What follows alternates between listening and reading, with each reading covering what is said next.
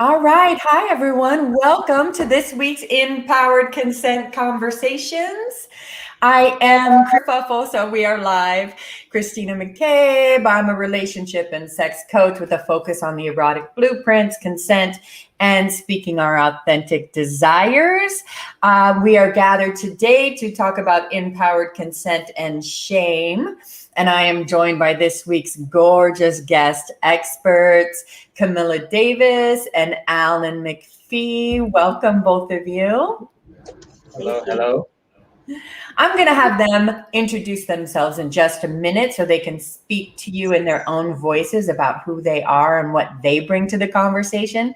But first, I want to let you know a little bit more about how we flow and why we're here. So I have been facilitating and alchemizing these gorgeous consent conversations because I'm really passionate about consent. I like to bring empowered consent to you in a way that has a focus on consent being exciting and healing, inspiring, an avenue for deeper intimacy and connection. So each week I'm bringing together experts in relationships and sexuality and intimacy so we can get you the tools to create empowered consent in your relationships, in your life, in a way that really gets you heard, understood, and fulfilled. Take a look at the description above and you will find Camilla, Allen, and my contact information as well as a YouTube link. If you're on YouTube, hi y'all, welcome. To watch past forum replays, make sure you push that subscribe button so you'll get notified when we go live next time. Also, we love you to be involved here, so feel free to ask questions or make comments via the chat, and I will monitor them to get you heard if I'm able to.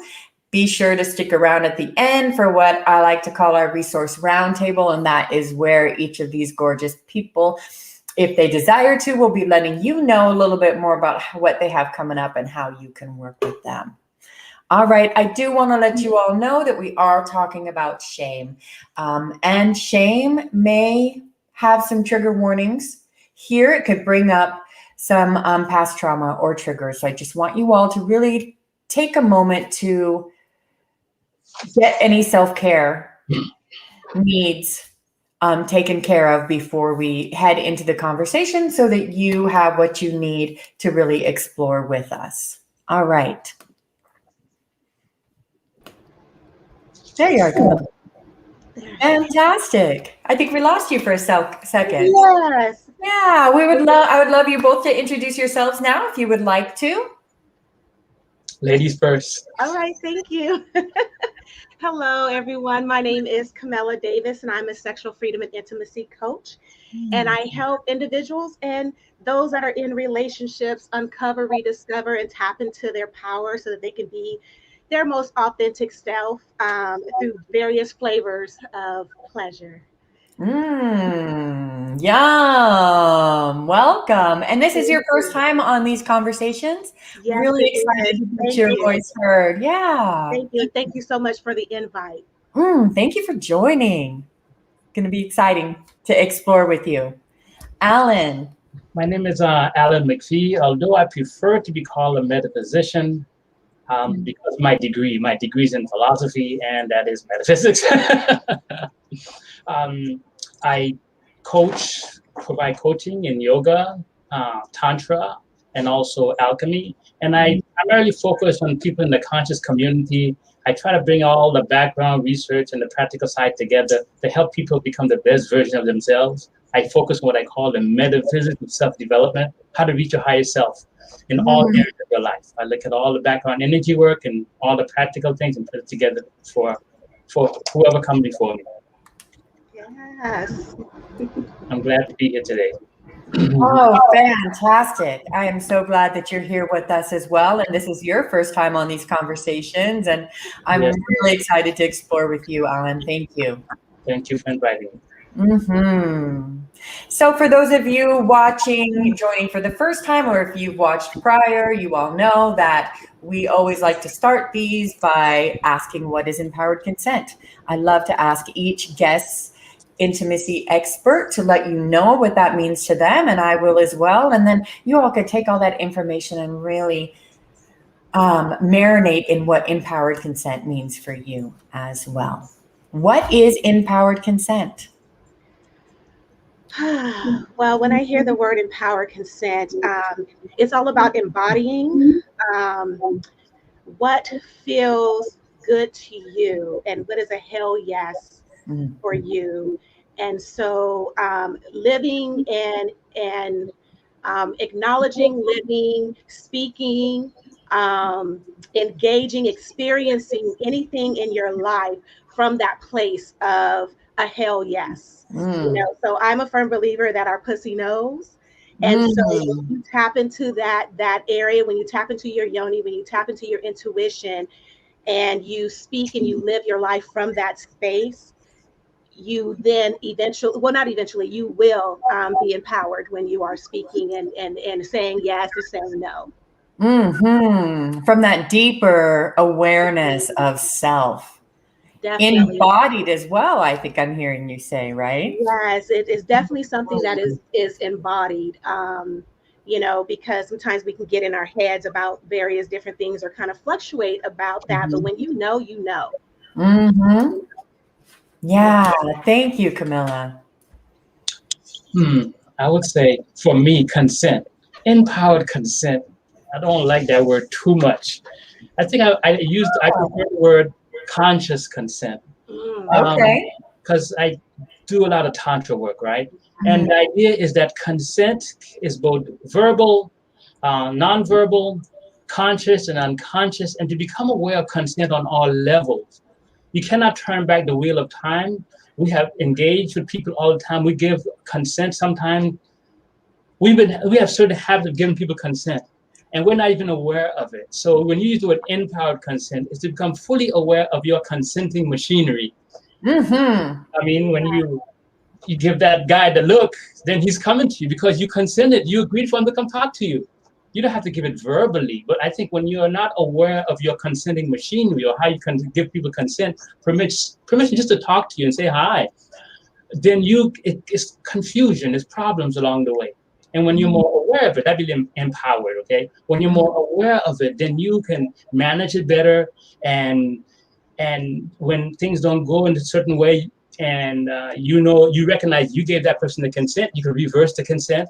You don't rather than blaming the other person, you've taken responsibility for all your cues you're giving out to the person.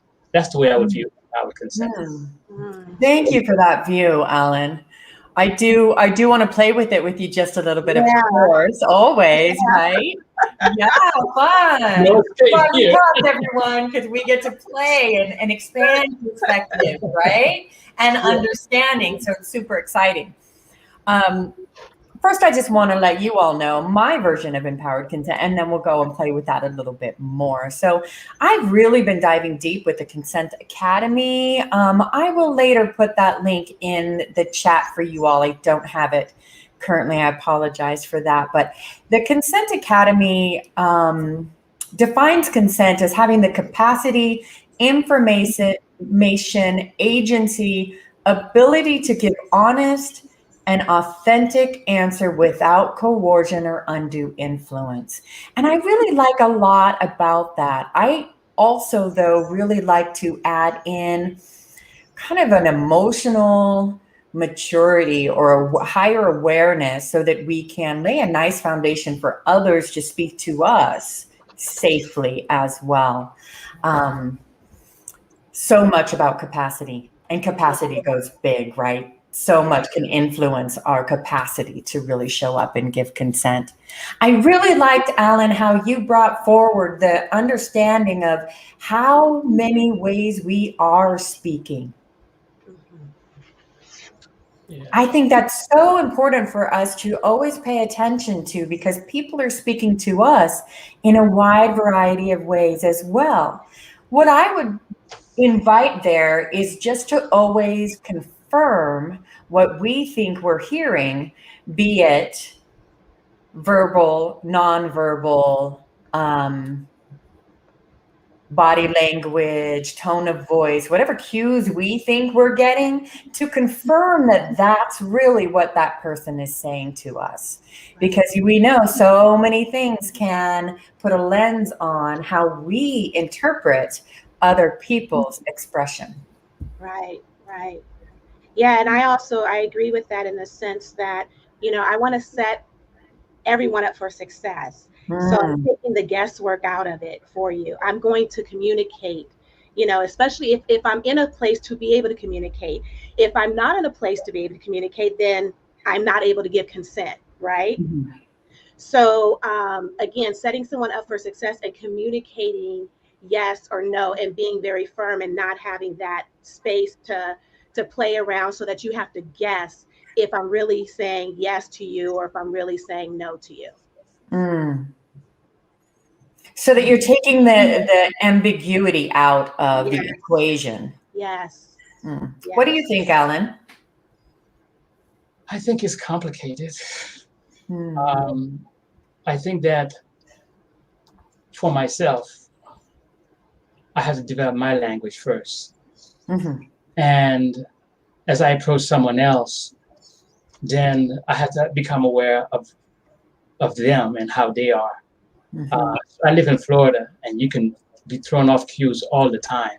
When people from out of town come here, they think the woman in front of them is in love with them, and she's just being friendly because that's the way we roll over here. You know what I mean? Right. And so I think you first need to know your language, your sense of you're agreeing to things or not, all right? And then you look at the other person, that they're not you. So you can't say, I have my language, your language are the same.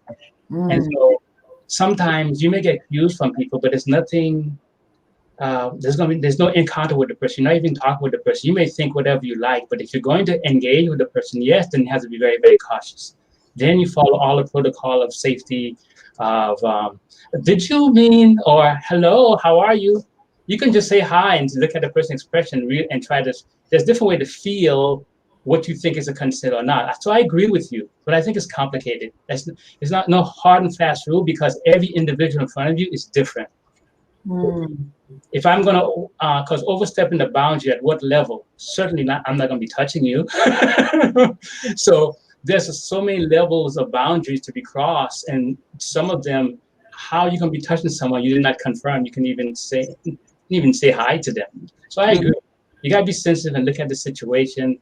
You're in a work environment, you're in a personal environment, what is going on? In corporate America, complimenting someone on their clothing can get you in trouble. You know what I mean?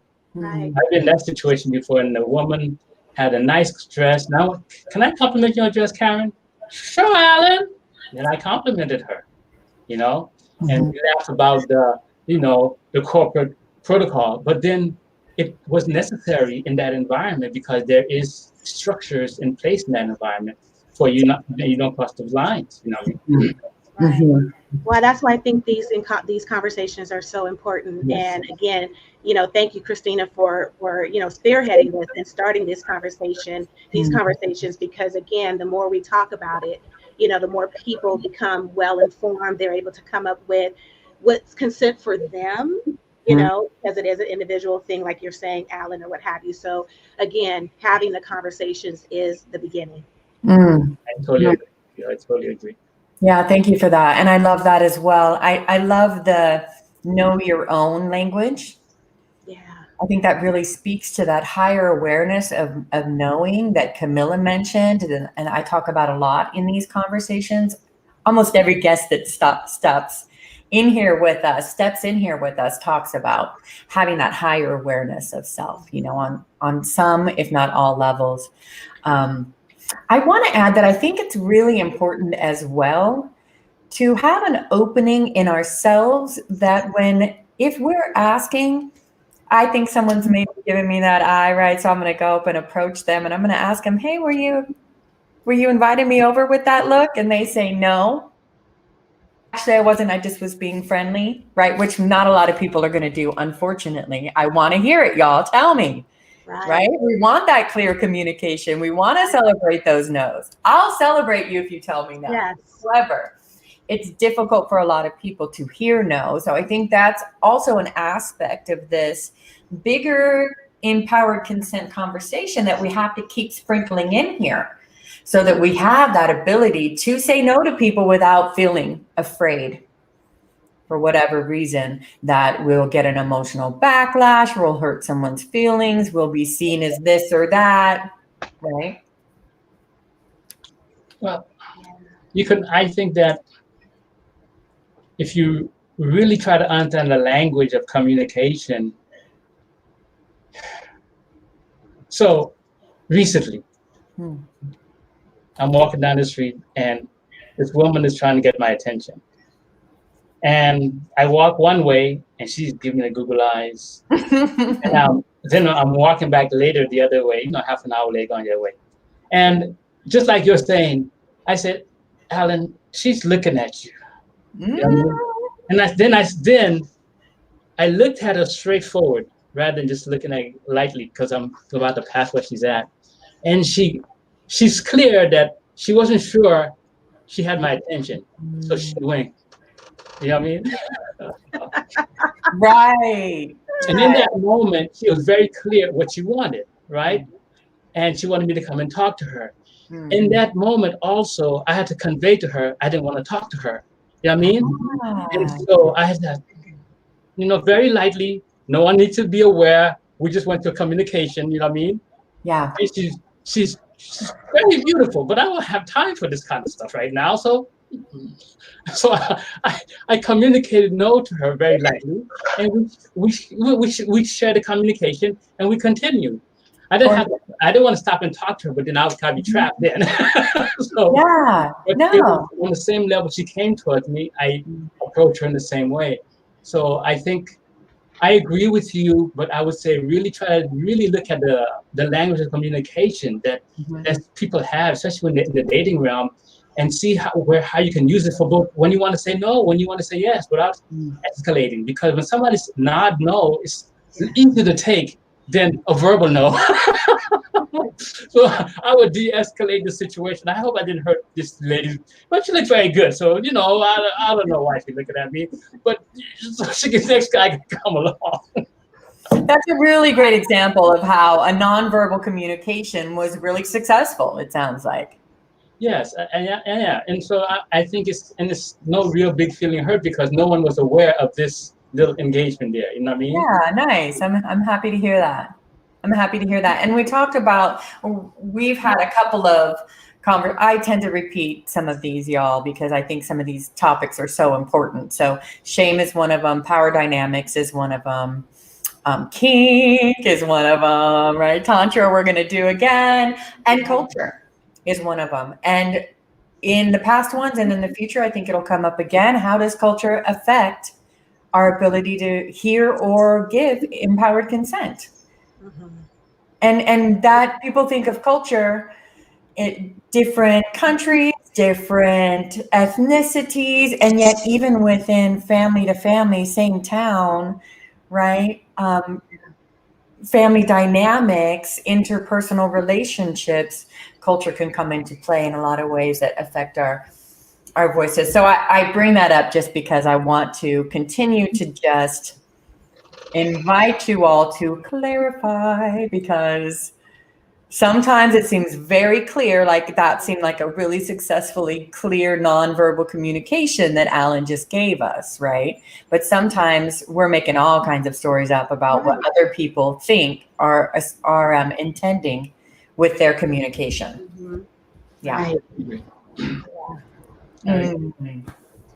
All right, so that was fun. We just went down a little road. And I also want to just presence that I'm a little bit stuttery on my wording because I have a mold toxicity problem and I've been exposed. So I'm a little brain foggy. So everyone, please just have a little bit of patience with me, and thank you for holding that space out there for me to still show up here, but be a little everywhere in my brain fog. So what is shame then?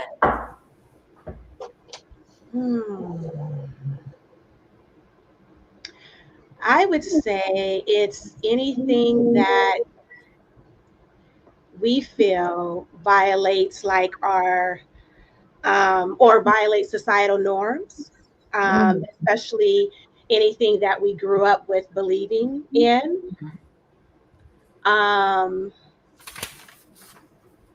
Yeah, that's just, to me, that's just what shame is anything that, violates, quote unquote, what society says is supposed to be right in a certain situation or what have you. Mm-hmm. Yeah. Oh, Thank you. well, for me, again, it's complicated. In my work, I have to constantly, for years, this is for real. You may be doing a workshop now, but every year I'm working on trying to refine the definition of pride and shame, shamelessness, pridelessness, arrogance for my regular work. So this is an ongoing discussion, researching the impact of pride on the Catholic Church. The Catholic Church went to war with each other over the definition of what constitutes pride. Yeah. So my latest invention, discovery, is that pride and shame are like love and hate. Pride represents a positive. You do something because it makes you feel good and things like that. It's an emotion that it motivates you. Or you possess something, you did something that's great, or something close to you having that's positive, you feel good. And shame is an emotion. It's the opposite of pride, I would say. It's an emotion that causes us to, as Camilla just said, because if there's a social normative and I'm supposed to fulfill that normative, if I don't do X according to what my parents say, then I'm going to feel shame because once I've accepted these are the rules, if I don't fulfill it, I'm not going to feel the pride, I'm going to feel the negative, I'm going to feel the opposite. I feel ashamed. I didn't get that doctor's degree like my brother and my father and things like that. I feel ashamed, you know what I mean?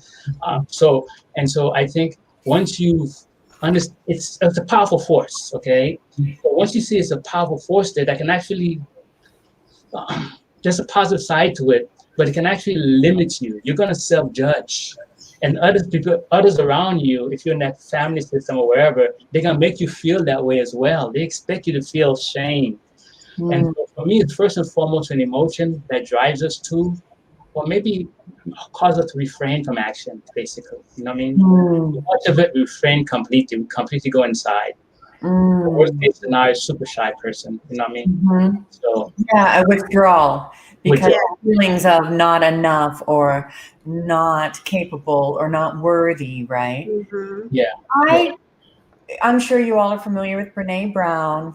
I love Brene Brown, and I look at a lot of her work, and I love to put just definitions out there. So I'm going to put a couple definitions out there. So the definition that just comes up, what is shame, is a painful feeling of humiliation or distress caused by the consciousness of wrong or foolish behavior.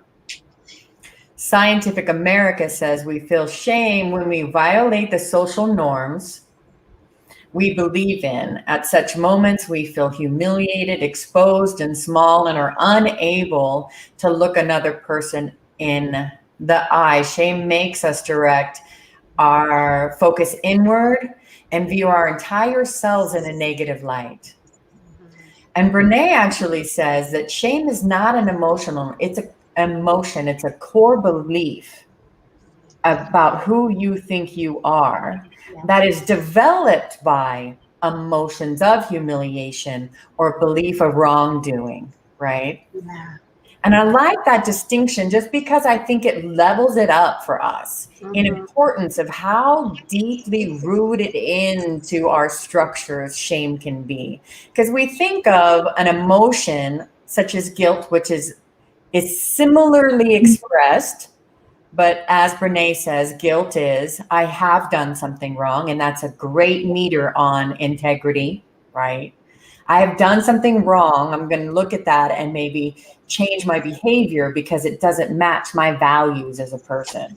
Whereas shame is, I am wrong. I just am not okay at all. And it's not a meter. It is a self-imploding belief system that takes us out of connection. Yeah. I like that. I agree with that because shame does create that embarrassment, that humiliation, to where we want to retreat, right? We want to hide. We want to withdraw. We feel like we're not good enough. And we're placing all of this on ourselves, right? Based on what we've been taught growing up, based on what we learned in the church, based on, the environment of your friends, that you may associate with. If you don't look or behave a certain way, you start to, look at that and compare yourself. And then you start to feel like you're not good enough, right? And so I know my own personal experience, I've experienced shame, just in the church, and so even me doing this work, it took me a while to finally say, I'm going to do this full out, because there was the shame of, oh my gosh, am I going to really talk about intimacy and sex and relationships and what that looks like? And, but I know what the power is behind all of this. I know how we can actually save and heal relationships and marriages. So why wouldn't we want to talk about this? Why wouldn't we want to do this? Right. But I had a lot of shame because of how I grew up. And so I had to work through my own conditioning of, do I really believe that? Or was it just something that I was told that I was supposed to believe? Kind of thing. And I had to do my own internal work in order to get to where I am like today. Yeah, that self-awareness work. Yeah. Looking it in the eye and saying what is mine and what is not mine. What is not mine, right. And I got rid of a lot of shit. I don't. Yes. I am, although I'm trying to understand Renee's position about trying to say it's not an emotion. I do not see it. Okay. And so what I could see she trying to do is perhaps help some people because of the overwhelming power of shame, trying to redefine it so that people can escape from it. And that is cool. But guilt is different from shame, because guilt is a particular feeling about a particular situation. I'm guilty about, I can still say I'm guilty about X. I did the crime. I stole the candy, right? But shame is all pervasive. You're just correct. It is all pervasive, but it's just like pride. So everything you shared, I totally accept, except the notion that shame is not an emotion. No. Doesn't sit with you, huh? It's because it is an emotion, but it's pervasive. Yeah. Everything you said is correct. I just thought of a shame myself, okay? Camilla said to shame of the church. I escaped that one and I ran the yoga, okay? But I have a greater shame. I'm an intellectual. I'm a heavyweight intellectual. And so to do metaphysical work, to even mention the word alchemy amongst my co-workers in that area, the amount of shame that's involved is so overwhelmed, it's crippling. While I was actually doing my work, I realized many of this stuff that the alchemists were promoting, we changed the name and we're still spitting out the exact same thing to the people. And I realized now I'm playing word games.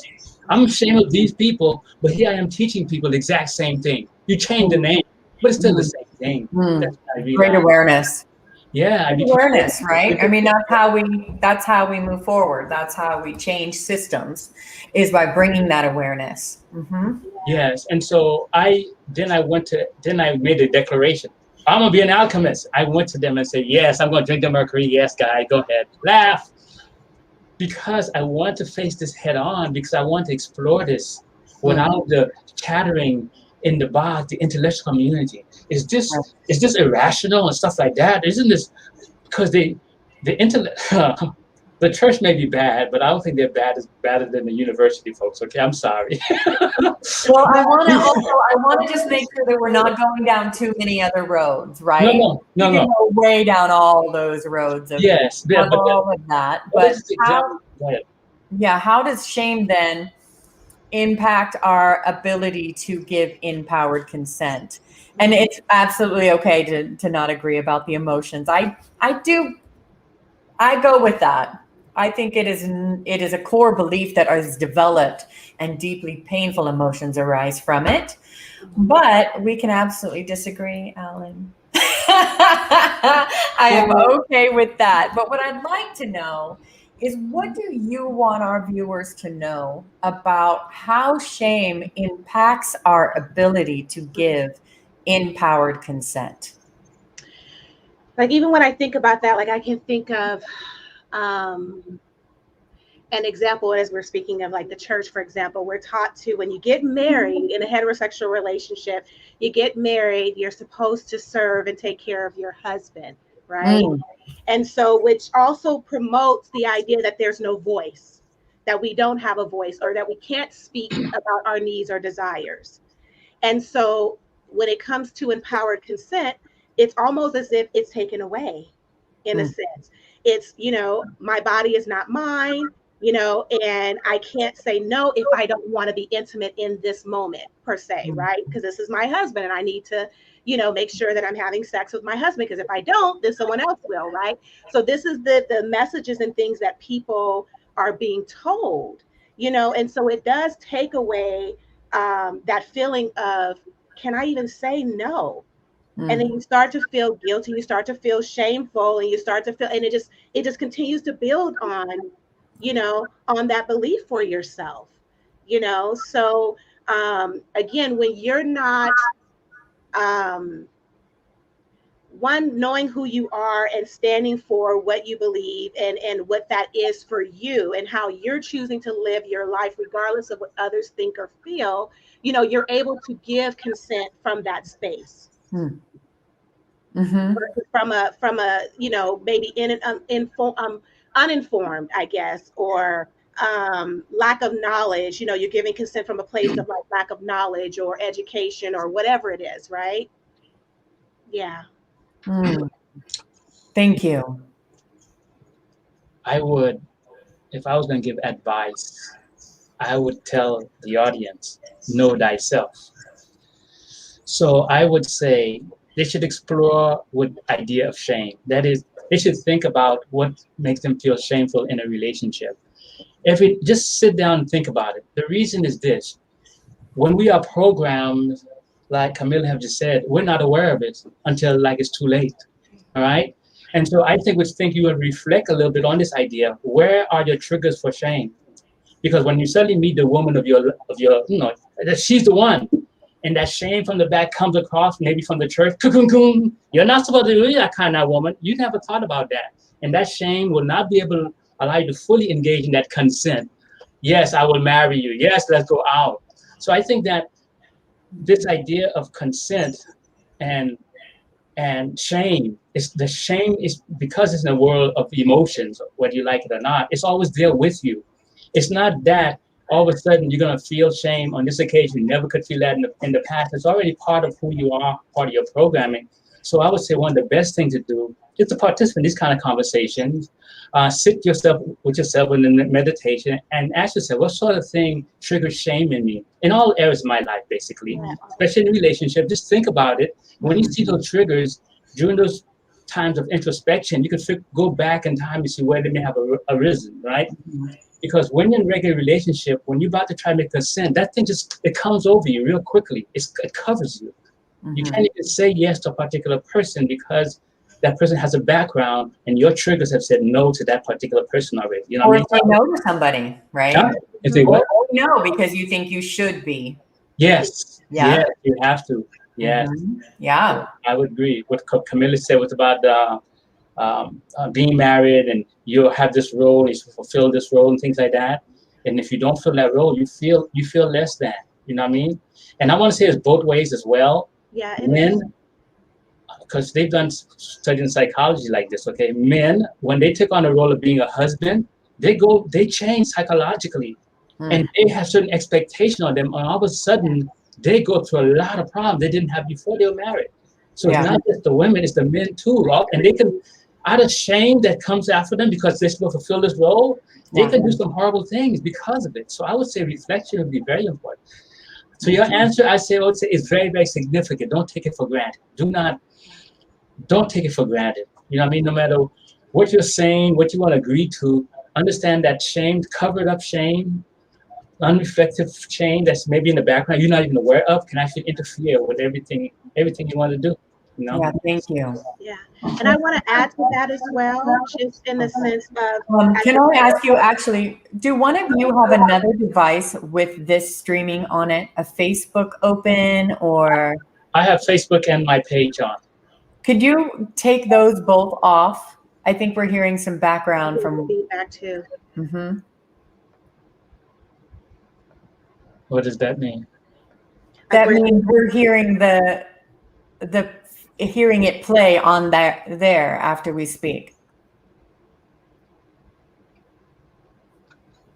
Thank you, Alan.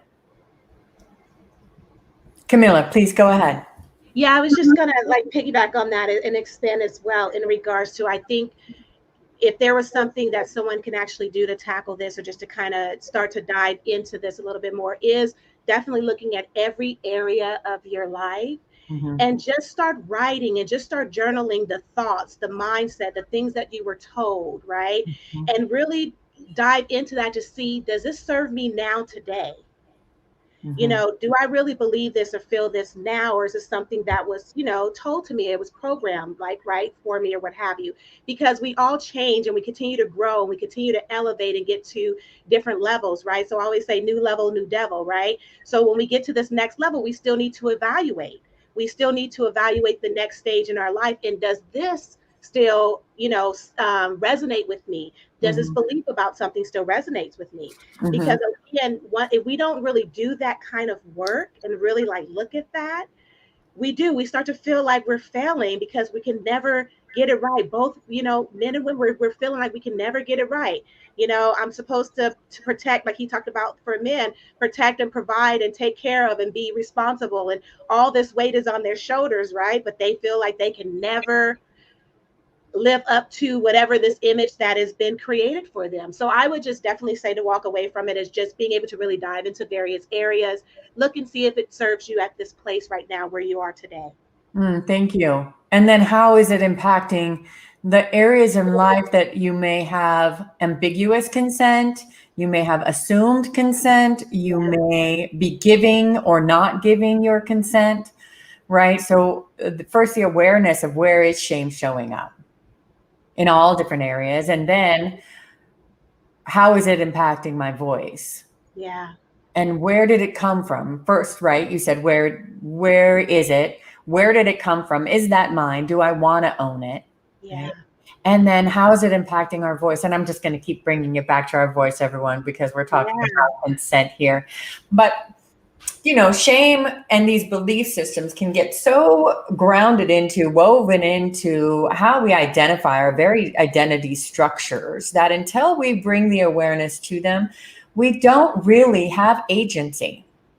Right. And part of empowered consent is having agency. It has having a higher awareness of what you want and the ability to express it. When you're in shame, you are creating power dynamics within yourself that don't give you the capacity to show up for consent for yourself and to hear it from others. Does that sound clear, the power dynamics? Just you both agree to that? Relate to that? Alan, I'm big there. I'm my expression. I will not play poker, obviously, folks, because I was trying to understand, and I was trying to do stuff on Facebook. But I mean, I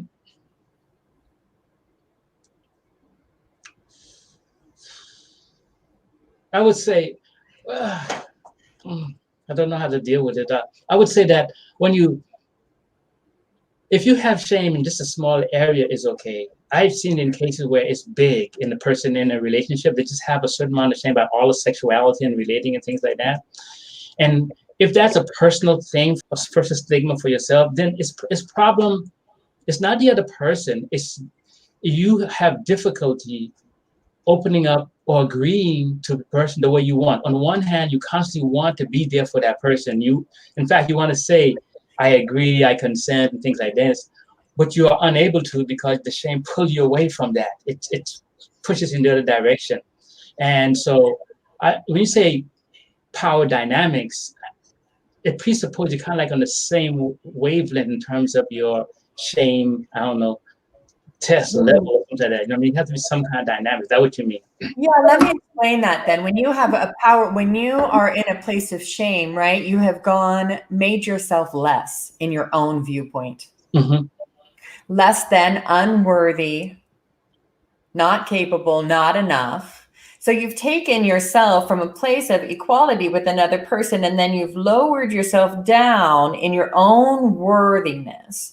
And from that place of not feeling worthy or enough or capable or desirable or whatever the emotion around that, you've put yourself at a lower power dynamic. And you put the other person higher than you. And that has nothing to do with them. It has to do with you personally. Your own systems of belief within you. And so that's the way that it creates a power dynamic in relationships. It creates it within ourselves too, because I have consent with myself first and foremost, right? If I am in a shame spiral, and I work on this, y'all. I work on this hard, but we all have them, right? Because of the kind of, we're humans, and because of the kind of world we live in, we can all go through these spirals. So when I'm in a spiral, I'm not even feeling worthy for whatever reason of giving myself the consent or not consenting. So I know when I'm in that place, I'm maybe not going to go out, flirting, or I'm not going to put myself in areas where I'm not capable of meeting my own consent for myself with others. Does that make sense? Mm-hmm. It does. What do y'all think? Was that clear? Yeah. For me,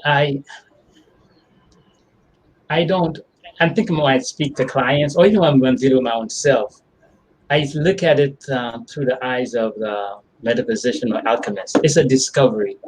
I am feeling shame about this, but I don't remember putting myself in that. I just recognize I'm in that state. That's the way I see it. Yeah. From the state of discovery, I say, how do I go forward? And what you're saying is very correct. Sometimes I say, okay, I'm not going to go to that place because I don't have the confidence to go to there and be the way I normally am. You know what I mean? And other times, maybe I can work through it out. I can figure out how to shift my consciousness from that area to another area by watching certain movies or whatever techniques you have. But I think it's being aware of your state at that moment. If you don't feel that certain confidence, I just aware of it. I don't like to say I put myself in there because I would not really put myself in there if I could actually control it. But I end up that way because of my prior programming or some beliefs I picked up. And I identify with a certain idea. And then once I latch onto this idea, this occurs in the world, I feel shame because I latched onto a particular idea that allowed me to go into that space.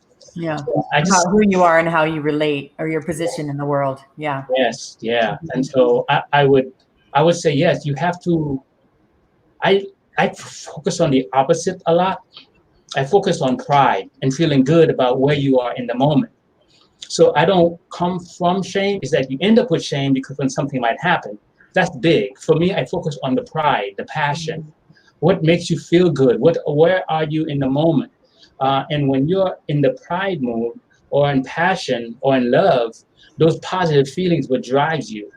And so if you end up in the shame mode, that's like stepping back for me when I'm coaching. Okay, let's deal with this. We can feel shame some of the time, but are you stuck there? If you're stuck in shame, that's a real internal power dynamics of Christina type. But I think what Christina was saying, because again, she knew herself in that moment. She knew, right, that, and it goes back to that, knowing yourself. If I know that I'm feeling like this, I'm not going to put myself in a situation where I feel like I'm not able to fully, give that consent, no matter what that would be, right? Right. And so it is about like knowing yourself, and then also adding a layer of like boundaries. There are people that don't know themselves. Right. Because they have no boundaries. They've never been taught boundaries or what have you, right? And so because they don't know themselves and they don't have boundaries, they may end up in situations that they would not want to be in. Right. Right. So it still goes back to then again, like knowing yourself. Absolutely. Always coming back to that. Yeah. And those aren't even just situations that are sexual. No. For all of you out there, I may reschedule a doctor's appointment if I don't feel like I can actually express what I need to that doctor, right? Or create the boundaries I need. Or I'm not going to go sign important business contracts when I'm in a shame spiral because I'm not going to make the right choices for myself. Right. So, yeah, it's not just sexual. No, not at all. I mean, it can be like even in professionally, like if you think about how many times did you say yes to your supervisor, your boss, you know, they know that you're an amazing worker and you can do the job and they just keep dumping stuff on you, right? And you can do it. Oh, you're so good at it. Thank you. And you just keep putting the work out. Just keep putting it out, right? That was me, you know, right? And it's like, and at what point do you finally say no? At what point do you finally set that boundary for yourself? And knowing that it's okay to say no, because no is a complete statement, right? So understanding that, and again, it happens in various different areas. It's not just about relationships and sex. Yeah. Thank you. Amazing. Let's just say it one more time. No is a complete statement. It doesn't have to be, but it is as well. Right. Right. And there doesn't have to be any explanation behind it because we're taught, right, that we have to explain. No, I don't want to go because I have this going on. No, I want to, I don't want to, I'm not going to be able to do this right now because of this, and this. And you're just sharing, like opening up the door, like to everything that's going on. And it's like, no, thank you. No. Yep. And that's it, right? Right. You're pretty used to practicing that. It's just a complete statement. I wanted to add something. Sure. To what the two of you are saying, and this is the empowered consent part. I would say to some viewers out there, all of you are practitioners, so you have more knowledge and more tools in your toolbox to work with. I would say to the viewers out there who may be encountering certain amount of shame or know they have been in that situation before, what we're saying here as a group is that this is just a phenomenon. Whether you call it an emotion, a wave of beliefs or something, it's something you get around. And it's something that may be an obstacle to where you really, really want to be. So deal with it. You may not have the complete solution now, but I think what we're sharing here right now is that it's okay to deal with it. It's not like, I feel this way, therefore I cannot. No. You feel this way, recognize it, but now what do you want to do? You may be able to solve it in the moment, but actually you can put it to the side for now, be brave and say that no, no thank you, and then work around it because it's just part of your system right now. I think that's the empowered consent what we're sharing right now. That's what I wanted to share. Thank you for that, Alan. Yeah, it's not a done deal, right? Yeah. You're shamed, so now you can't create consent. Now you can't move forward and actually have self-worth because shame has, for whatever reason, become a part of your structure of belief. That's not true, right? There's so many ways that we can rewire our belief systems about ourselves and the world around us. And in doing that, improve our ability to give and receive empowered consent, and therefore deepen our intimacy and our connections in all relationships. Yeah. Right? Okay. Yeah. I mean, it just does this. Yeah. Right? It comes from here and you start, oh, I'm feeling good, right? And then you just bring that out into your close and, further relationships, into all aspects of your life. So it is, it's a service, y'all. Yes. Let's do this. Yeah. So how do you begin that journey? If you're watching and you want some tools to gain this kind of self-awareness of, I have shame, I'm going to look at where it's coming from, I'm going to choose if that belief system really matches my own belief of self, or I want to rewire that. Beginning tools to start that journey.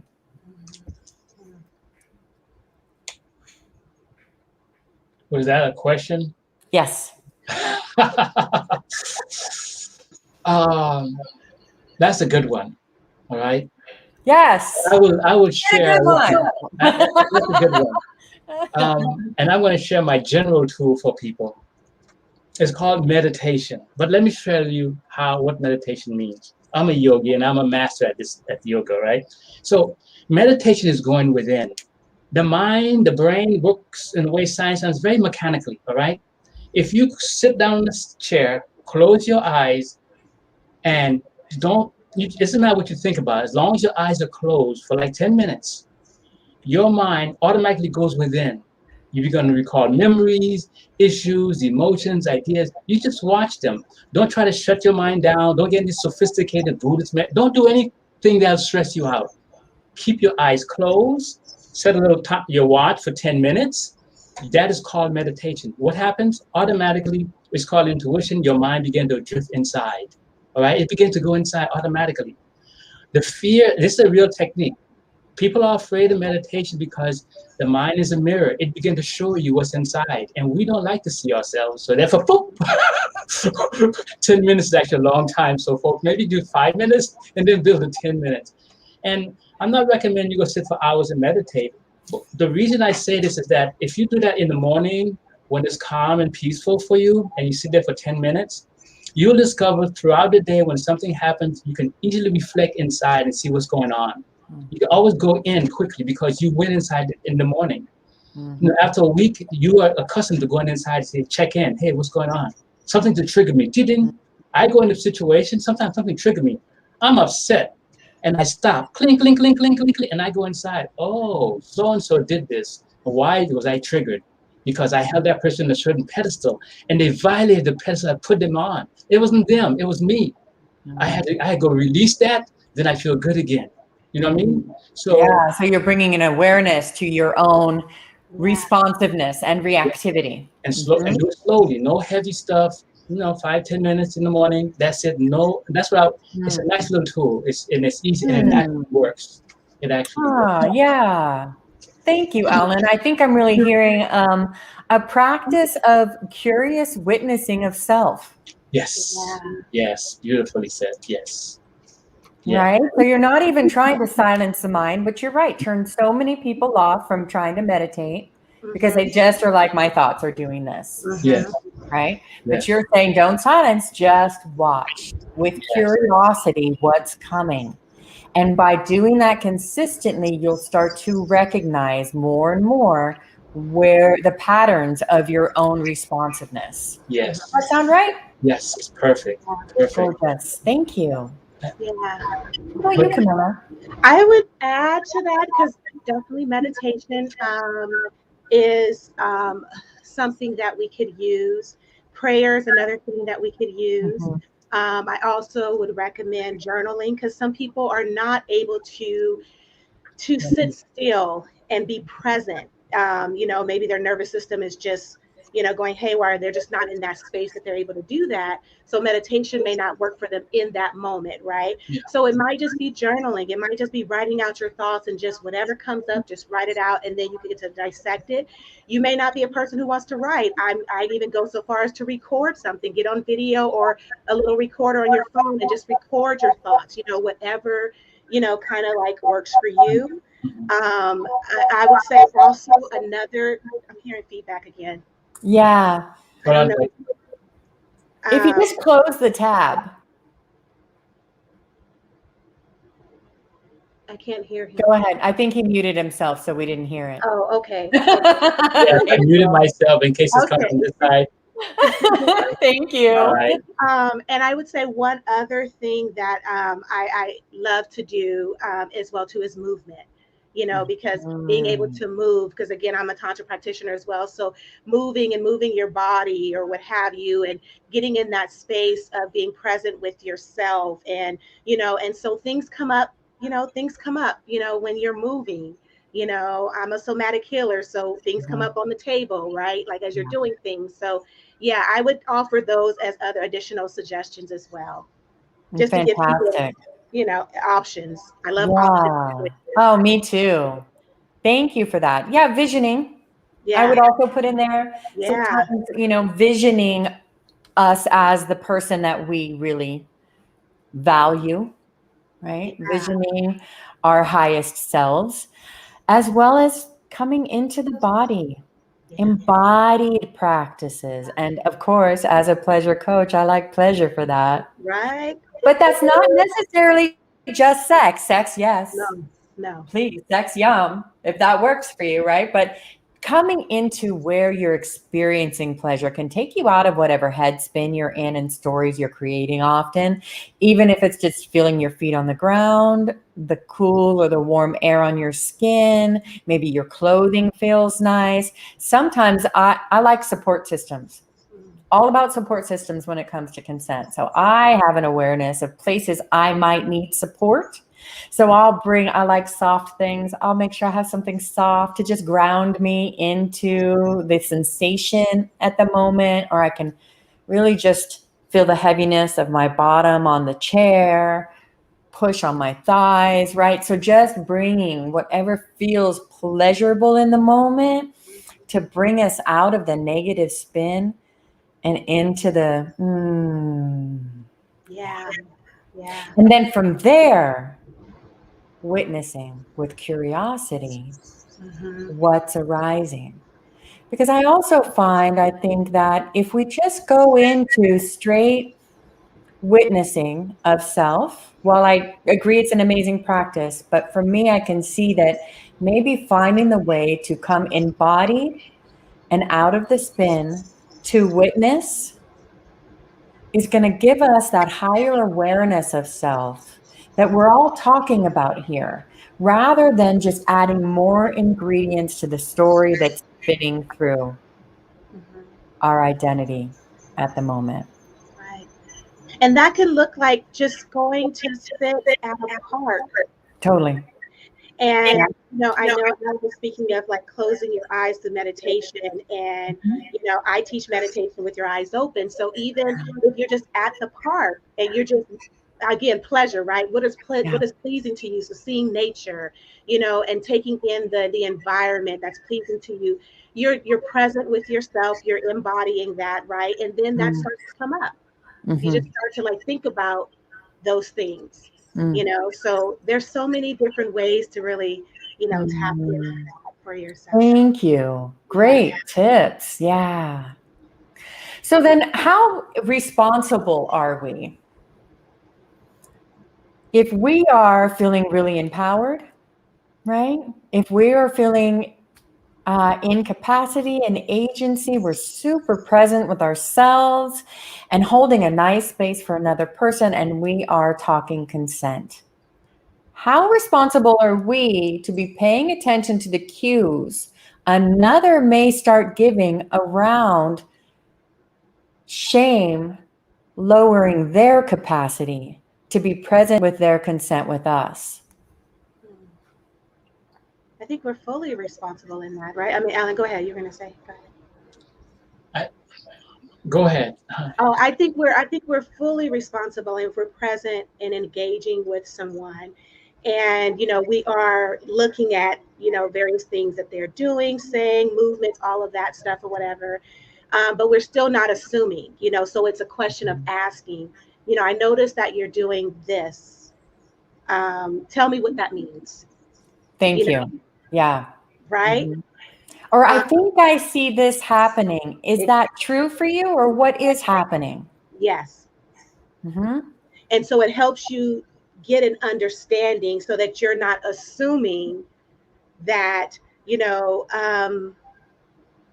maybe they're closing their eyes when they talk or something like that. And so, or they're looking out and it may appear that they're disinterested in the conversation, but maybe their nervous system is so like they need to kind of look at something to just kind of focus on, in that moment. So someone that may not know that, right, they would just think like, oh, they're just disinterested as we're having a conversation, right? So it's noticing those things. And I think we are fully responsible when you're engaging in conversation with someone. Thank you. Yeah. I would agree with that. I don't see I can add anything to that. I think that we might be responsible, but learning to be responsible rather than being fully responsible, being fully conscious of the situation is probably what most people face. You might be responsible. You might say you're responsible. You have to practice responsibility, practice awareness, practice. Practice. You got a new habit of being there in the moment, being present for whatever comes up. I think that's the practice part. Saying I'm responsible and being responsible actually takes work. Thank you for that. Yeah. It really does, right? Yeah. And we're modeling. We're modeling as well, right? Yes. And there's a practice there in making sure that we don't have such an attachment to getting what we're asking for, that we're bypassing the cues in order to receive that. And that's a real emotional maturity that takes that witnessing of self that we were talking about, that higher awareness of self, right? Am I showing up in this moment for them and for me, or am I just showing up trying to get what I really want here, what I think I'm trying to get here? Yes. Right? Yeah. It's As well as, I want to say, I do agree that it's our responsibility. I think we also, though, have the opportunity to say, you know, I asked for this, but for some reason, the conversation isn't feeling, I'm not feeling as engaged in this conversation as I would like us to be. So I'm going to pause it till another time. If it doesn't feel right to call someone out or invite them into that they may be what we perceive as a shame spiral or a trauma response, right? If it doesn't feel comfortable to send them further into a trigger, or if they get defensive and it's not going there, we have that right to say, how about we pause? Maybe this isn't the time to move forward with this consent conversation. I'm sorry, you lost me a little bit. So maybe I'm backing up, go back a little bit. Do you want me to clarify? Yeah, clarify, bringing them into a shame spiral. Please explain that to me. Give me an talking about. Oh, no, she didn't. Okay. Certainly. Excuse me. Yes, I need clarification on what you mean by bringing something, bringing someone into a shame spiral. Yeah. So what that means from what I'm talking about is if I'm asking someone for consent, for some reason, whatever it is, I think I'm seeing that they are triggered and going into shame, and that shame is lowering their capacity. Maybe they're not feeling worthy of saying no. Maybe they don't feel capable of it. Maybe they think that they are not enough for whatever. They're ashamed of the fact that they don't want to say no, right? I'm not enough. I'm not going to be sexy. They're not going to want me, whatever it is. Maybe they're even going into some fawning. I think they're saying yes when they really don't want to be.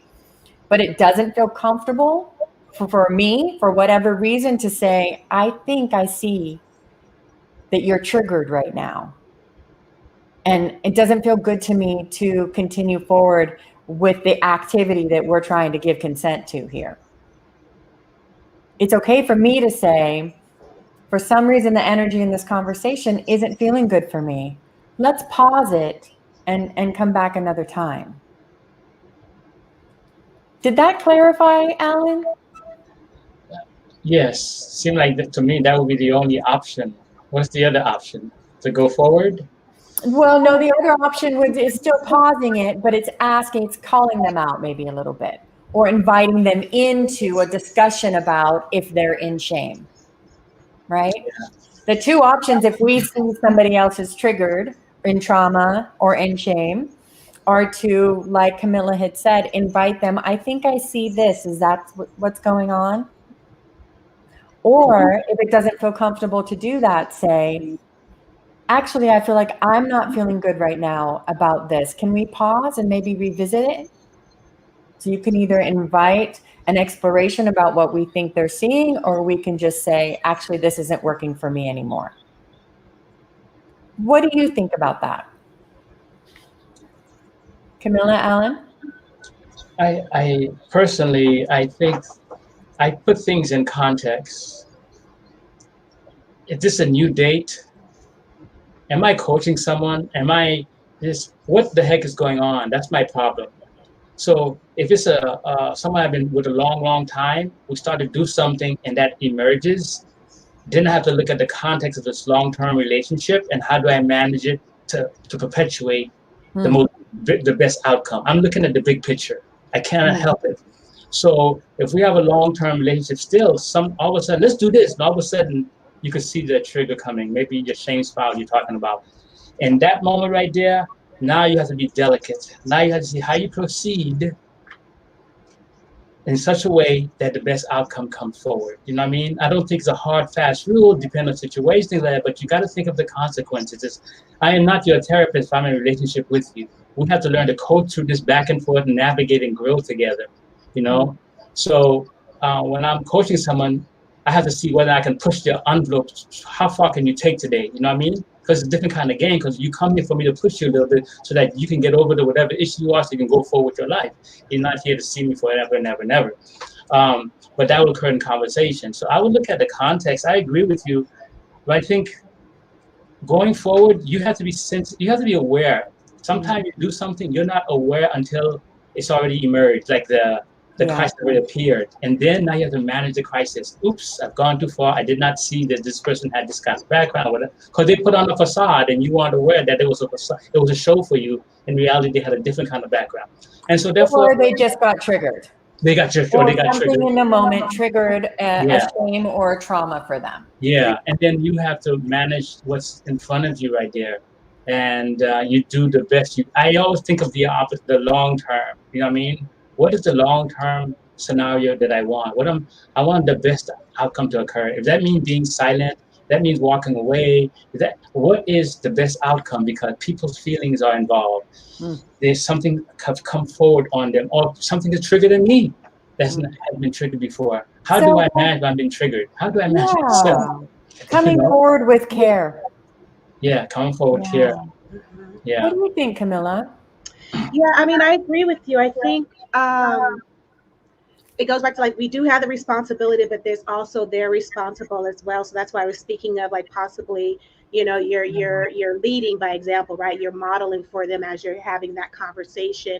So even if you are taking that pause because you're noticing something, and you may be asking that question, whether you decide to table the conversation for later, or whether you continue on even in the conversation, you know, it's one of those things to, if you're like Allison is pushing them a little bit more, right? Like, so it may be something where, you know, you are asking them where they're feeling it. Like, we're looking at embodiment, right? Like, where are they feeling all of this? What is the feelings in their body, and noticing all of that stuff. So then they can start speaking and understanding what that feeling is when they start to feel shame, what that feeling is when they start to feel like certain things. And then it's a teaching moment for them to go, aha. Yeah. Like, okay, you know, this is what this is about.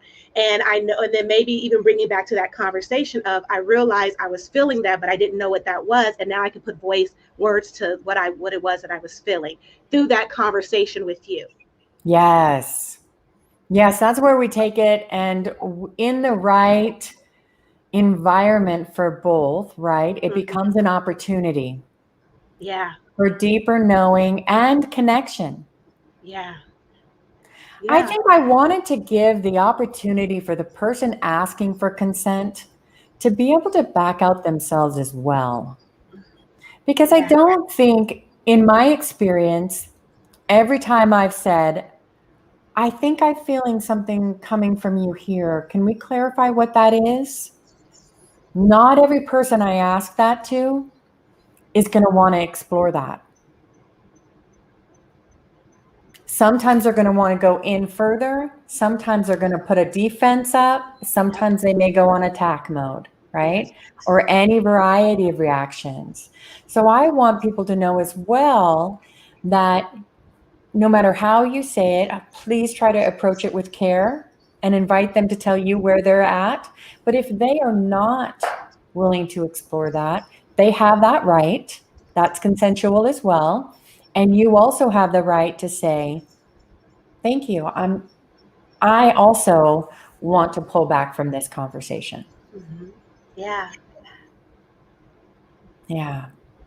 Right. So what are some body language cues or energy or behavior cues that someone may be in that lowered capacity because of shame? It could be a dissociation. Mhm. What does that look like? It can look like them shutting down, them getting quiet. Mhm. It could look like, yeah, they just that fight and flight. Or they just want to run. Like, I just want to kind of get out of this. I'm done with it, right? Or it could also be like, you have some that again don't understand consent, and it's like, no, we're going to have this conversation right now, Yeah. and Mhm. we all have choice, right? And it Right. may not be the right thing for the other person to have that conversation right now. Mm. So yeah, it can look like, again, like I said earlier, staring into space, and one is just kind of dissociating a little bit, or Mhm. looking, whether it's various movements of their body, and you can see that maybe they need to ground, and like something is coming up for them, like, right, Mhm. yeah, we're trained practitioners, so we're always looking and noticing like various things, but others may not pay attention to those things, Mhm. you know. Yeah. Thank you. hmm Alan. Hmm. I know.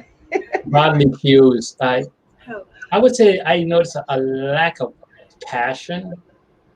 And I'm thinking of someone who had the shame and they've agreed or consented, but there's a lack of drive, or they engage in the activity, but there's no, they're conscious that they're adult, they're willingly doing it, but there's no real, you can tell that something is missing, and you ask yourself, am I doing something wrong? They agree, verbally agree, there's no force that you're aware of, but Yeah. in actuality, if there's shame back there, they're doing it because the shame is driving them. You know what I mean? And Yeah. so if you ask bodily consequence for someone who's in that shame modality, where they're agreeing, because there may be something that's there that says I should, but back there they feel that whatever they engage in is a shameful activity to engage in. You know what I mean? yeah, It could be all sorts of things, but Mm. sexuality definitely is big for many people. yeah. Um, Mhm. oh, That's the I obligatory. mean, That's the hmm? obligatory, right? Like, we do things just out of obligation, right? Like, yeah. But another one that came to me was like laughter.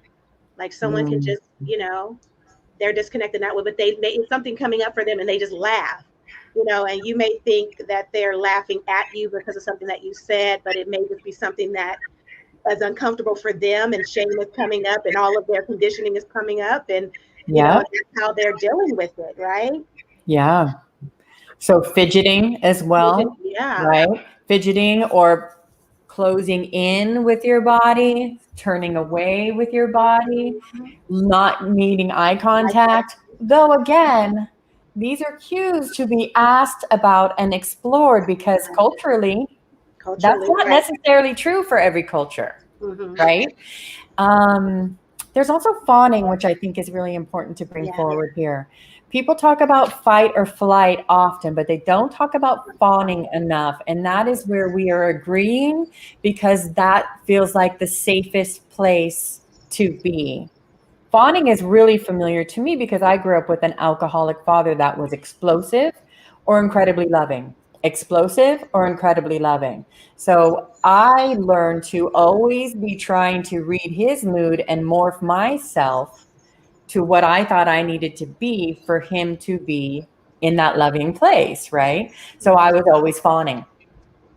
Who do I need to be now? I'm going to, yes, dad, I'll be here. No, I'll be here. Yes, I'll be this. Yes, I'll be that. That's something I've had to really play with in my life. And so not enough people are realizing that that is also a protective reactivity. And I think that's similar to what you were pointing to, Alan. And I really appreciate that. There's an energy there often if we are self aware enough to be paying attention to the other person's energy. They said yes, but it doesn't feel like they're really there with you. Yeah. That's when we're going to stop and ask about that. uh, Or if then they say, I am here, but it still doesn't feel good because we're not getting the level of engagement that we want to feel good in that situation, then we also have the right to pull out of it. you've ever used the word energy consent before? I love that because yeah. Energy consent. I've been I in would the say- conscious and spiritual communities as well. So Yeah, Yeah. I used that for many years because when I first learned to heal, I was in California, and they was teaching me techniques of healing. Right? They said you ask the person verbally permission to heal, but then you must also wait for an energy response. If they do not give you the response on the energy level, do not heal them. They're not connected with their inner self. Okay.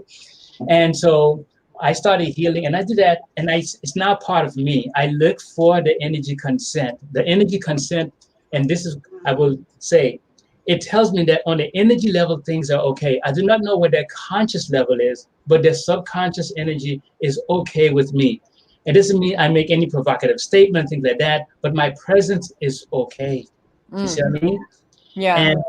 And I look for energy consent in my regular work, but in everything I do, I look for the energy consent. And it's very subtle, but you're aware that on the unconscious level, they agree, they're connecting.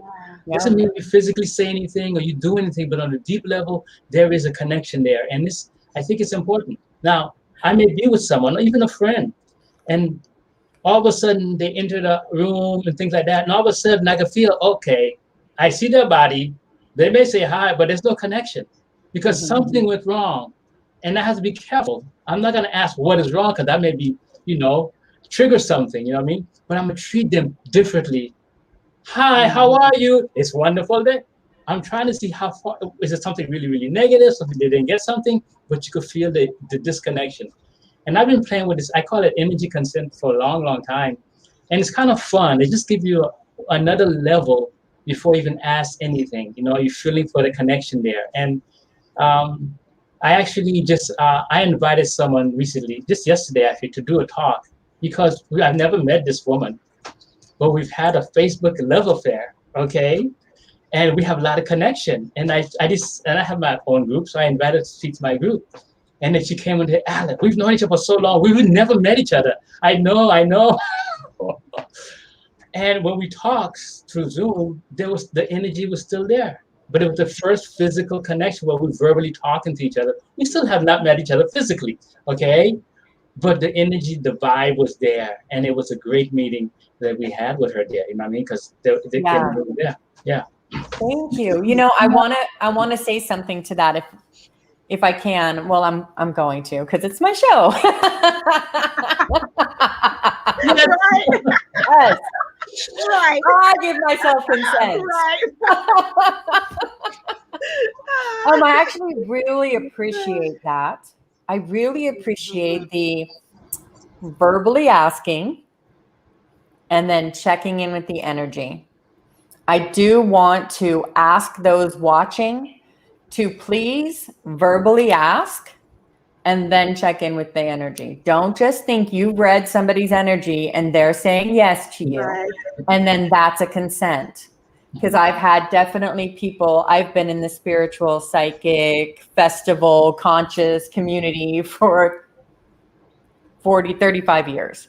And I've had a lot of people that came up and said, I know you said no, but I just could tell your energy wanted a hug from me. No, it didn't. No. I don't know. I don't know what you were reading, but this right here was not wanting your hug. I disagree. And I'm very self-aware, so don't think you know better than me about what my energy is saying right now. Okay. But even that example, my earring keeps falling. Even that example, someone could just say like, "Oh, because they felt like they came over and said that." Let me go ahead and give them the hug, right? Right. Yeah. And that's fawning or just an inability to be able to say no. Yeah. Right. Oh my gosh. So much goodness, y'all. That's funny. So much goodness. Let me modify the statement a little bit. I kind of agree with Christina, but I never went that route. I want to hear your modification, Alan. I just want to say quickly though, that we are coming up on the time to do our, oh, hi, Shakia. Thanks for coming on. Hey. She says, I love the cross conversation and the importance of checking their energy. Thank you so much. I want to give us plenty of time for that resource roundtable as well, Alan, but please go ahead and modify and let us know what you had to say. I was going to say that my journey into energy work has been a journey. So when I began to connect with people's energy, I never thought I knew exactly what it meant. It felt positive, so I thought positive. And then when I play with it, trying to be positive. Sometimes, like you, I would go to other person, but they're not connected. I never said the energy was wrong, but I never mixed them. I didn't say this give you permission to.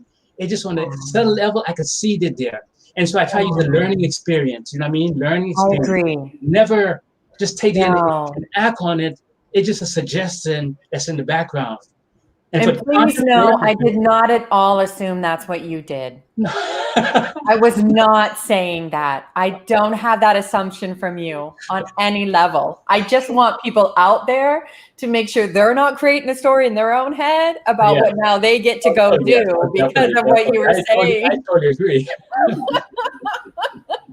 Wonderful stuff, everyone. Thank you for the gorgeous flow of this conversation. I think we've just had so much rich back and forth and ideas and understanding for our viewers and each other. Yes, this was really, really great. Yes, thank you. Anything that you want to quickly just really amplify or underline that felt important, or something you wanted to say about shame and empowered consent that wasn't said before we head to the resource roundtable? And it's okay if not, just want that space for you if there is. Thank you. I can't think of anything more to say. Okay. Well, for those of you watching, viewers, either now or in the future, this is the point where you get to consent to either stay with us and watch the offers that may be coming up.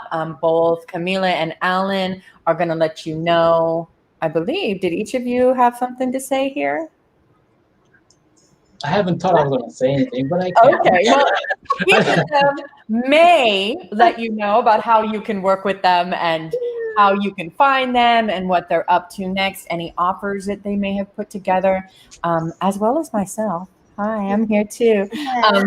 But I like you to be able to consent or not to being offered to. So if you want to stay and watch further about what else is going on and how you can work with us, thanks for coming and thanks for staying and listening. And if it doesn't feel good for you to stay at this point, thanks so much for coming and thanks for listening. You're very appreciated.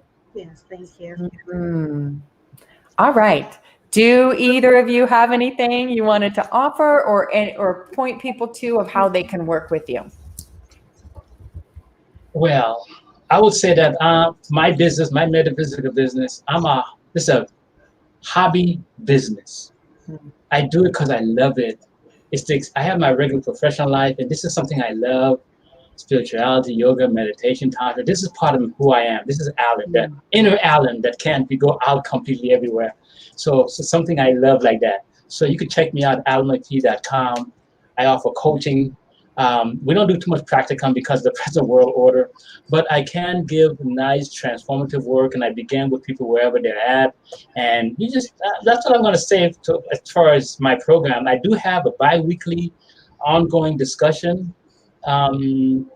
where every 2 weeks, this Saturday just passed, we just had one meeting.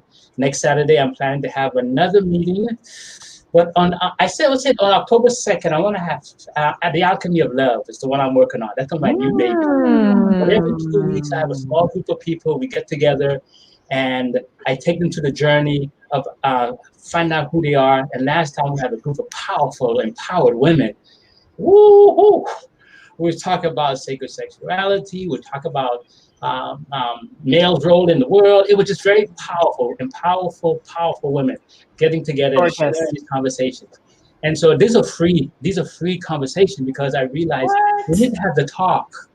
You know, I have paid events as well, but these bi-weekly are free conversations that people come and join because we need to create a community. It's like we need a community to empower people so that, let's go to the movie with an empowered person. Then you can have an empowered conversation about the movie.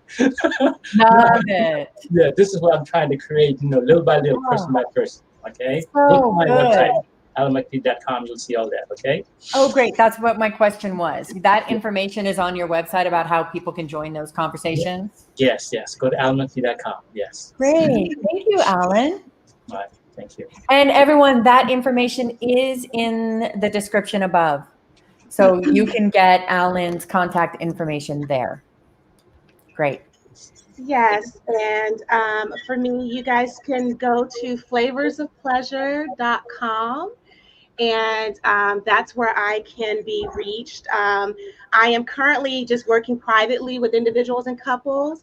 I have some exciting things that I don't want to speak about just yet, but I have some exciting things coming up towards the end of the year, beginning of next year, doing some group programs as well as some retreats. So I'm really looking forward, and that's going to be domestic as well as international. So if you want to be informed and know what's going on, you can always just go to my website and sign up for my newsletter, and then you'll be, you'll receive the information there. And then also, if you sign up, you'll get some free videos. So I do teach on a few things. If you just want to learn about various things, you'll have that resource as well. And if you just want to contact me, info@flavorsofpleasure.com. So yeah, and you can read my information as well too, here on the link, as well as on my website, as far as my experience and all of that. So I'd love to serve you. Sounds great, Camilla. And yeah, Camilla's information is in the description above as well. So if people go to your website, they can just subscribe to get notified when you're going to launch your course. Is that correct? Yes, they can do that as well. Yes. And then I'm in the process of updating my website and getting a new site. So everything is going to be new and different coming forward. So, definitely sign up just to stay abreast of what's going on. Oh, that sounds good. And Camilla's Facebook, I'm sure you can find as well through our Facebook link. Yes. Wonderful. Exciting stuff. Yeah.